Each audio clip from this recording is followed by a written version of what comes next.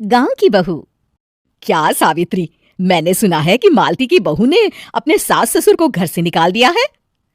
अब क्या कहूँ, आजकल की बहुओं का कोई भरोसा नहीं है, कब क्या कर दें। मालती की बहू को देखकर कौन कह सकता था कि वो ऐसी निकलेगी। तू सही कहती है, आजकल की बहुओं को देख मुझे तो बड़ा डर लगता है। कहीं मेरी बहू भी ऐसी निकल गई तो। नहीं नहीं, मैं तो गांव की सीधी साधी लड़की से अपने बेटे की शादी करवाऊंगी। इस तरह एक दिन गायत्री अपने बेटे की शादी गांव में रहने वाली मीना नाम की लड़की से करवा देती है। ये लीजिए माँ जी, आपके लिए गर्मा गर्म नाश्ता और चाय। अरे वाह बहू, सच कह रही हूँ, जब से तू इस घर में आई है मुझे तो बड़ा आराम है।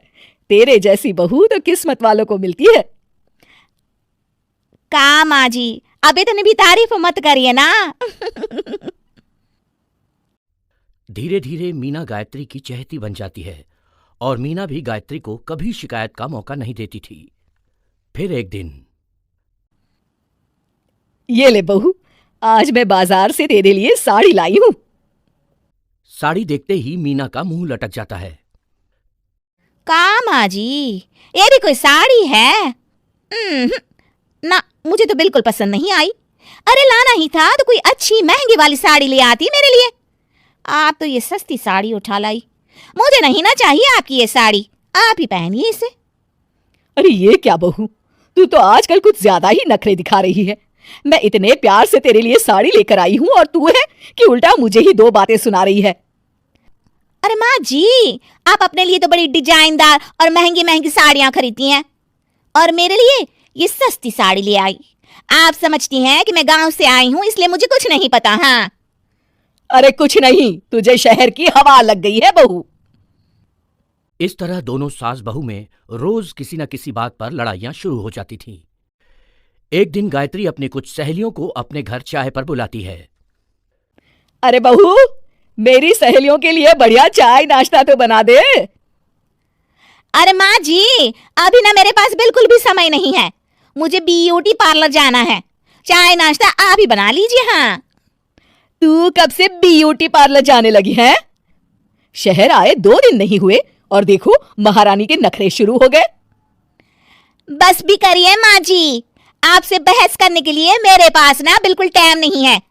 आपका क्या है, आप समझती हैं कि मैं गांव से आई हूं तो मुझे कुछ नहीं आता, और आप जो रोज रोज मुझसे मेहमान नवाजी करवाती रहती हैं नौकरानी की तरह।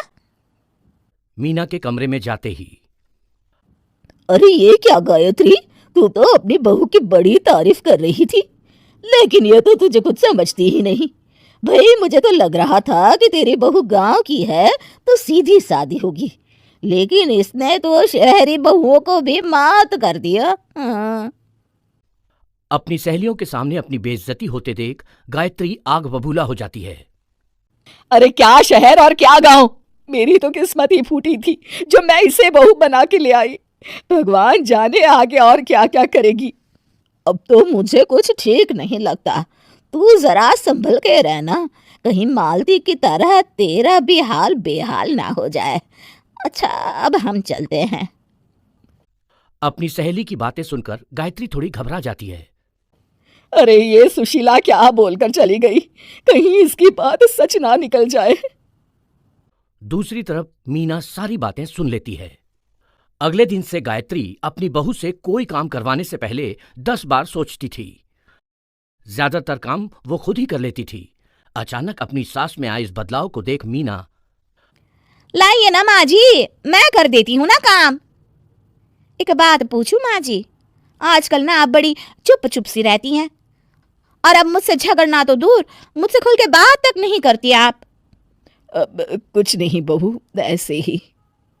मीना अपनी सास की मंशा भांप जाती है और मुस्कुराते हुए कहती है, अरे माँ जी, चिंता मत करिए, मैं आपको घर से नहीं ना निकालने वाली। ये डर आप अपने मन से निकाल दीजिए। अरे छोटे मोटे झगड़े तो हर घर में होते रहते हैं, चाहे कुछ भी हो जाए, आप मेरी सासू माँ हो। मैं तो जिंदगी भर आपकी सेवा करूंगी माँ जी। अपनी बहू की बातें सुन गायत्री को एक प्रकार का संतोष होता है और उसकी सारी चिंताएं दूर हो जाती है। गायत्री अपनी बहू को गले लगा लेती है। मुझे माफ कर दे बहू, मैं तुझे गलत समझ बैठी थी। कोई बात नहीं माँ जी, ये ना घर घर की कहानी है। हाँ।